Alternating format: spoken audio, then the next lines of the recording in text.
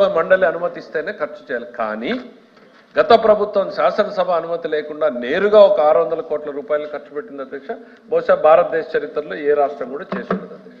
ఇది కాక అసలు రాజ్యాంగ నేతలు రాసినటువంటి పెద్దలు కూడా ఊహించినటువంటి విధంగా చట్టసభల పరిధిలోకి రాకుండా డబ్బుల్ని సేకరించడం, చట్టసభల అనుమతి లేకుండానే డబ్బును ఖర్చు చేసే విధానాన్ని కూడా గత ప్రభుత్వం మొదలుపెట్టింది అధ్యక్ష.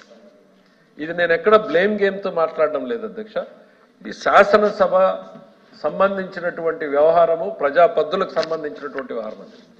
2 కార్పొరేషన్లను ఏర్పాటు చేశారు అధ్యక్ష. ఇందాక గౌరవ సభ్యులు అడిగారు ఇవి నిజమా కాదా అని.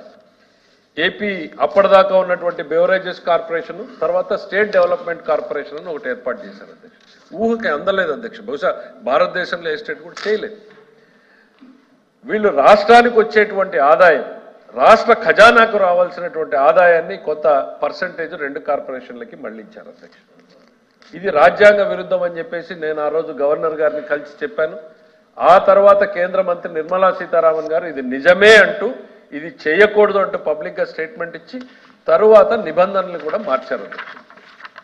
ఒకటి, రాష్ట్ర ప్రభుత్వ ఖజానాకు రావాల్సినటువంటి ఆదాయాన్ని పక్కకు మళ్లించారు.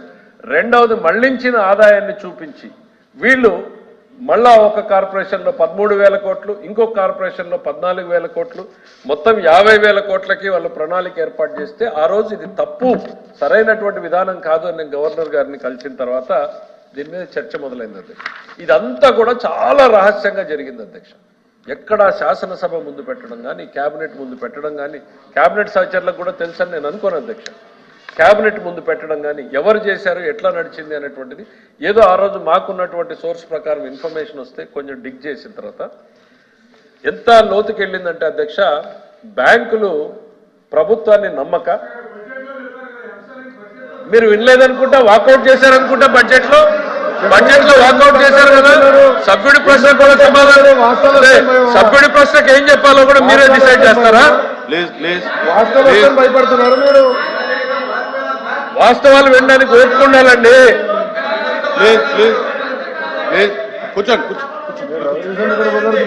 మంత్రి గారు సార్, సభ్యుడు అడిగినటువంటి ప్రశ్నకి రాష్ట్ర ప్రజలకు తెలియాల్సిన అవసరం ఉంది అధ్యక్ష. ఆ రోజు బ్యాంకులు ప్రభుత్వాన్ని నమ్మక అధ్యక్ష, అప్పులు ఎప్పుడు అడుగుతారు అధ్యక్ష? చేయబదులు ఇస్తారు, తర్వాత ప్రామిసరీ నోట్ రాసుకుంటారు, నమ్మకపోతే ఆస్తులు తాకట్టు పెడతారు. మీరు ఆస్తులు తాకట్టు పెట్టాలి అని షరతును పెట్టారు అధ్యక్ష. చివరి నిమిషం ఆస్తులు తాకట్లు పెట్టారు అధ్యక్ష. ఆ లిస్టు సభ ముందు ఆల్రెడీ పెట్టామండి. ఆఖరికి వాళ్ళు అడిగారు, మీరు డబ్బులు కట్టే పరిస్థితిలో లేరు, మేము అగ్రిమెంట్స్ ఎవరి పేరు మీద జరుగుతాయి అధ్యక్ష? గవర్నర్ పేరు మీద అగ్రిమెంట్లు జరుగుతాయి అధ్యక్ష. గవర్నర్ గారికి మీరేమో సివిల్ కోర్టుకి వెళ్ళొద్దు, గవర్నర్ మీద కేసులు వేయటానికి లేదు అనేటువంటి రాజ్యాంగ రక్షణ ఉంది, దాన్ని తొలగించండి అని అంటే వీళ్ళు జీవోతో భారత రాజ్యాంగం ఇచ్చిన రక్షణని గవర్నర్ తొలగించారు అధ్యక్ష. తొలగిస్తే నేను వెళ్ళి గవర్నర్ గారికి చెప్పితే గవర్నర్ గారు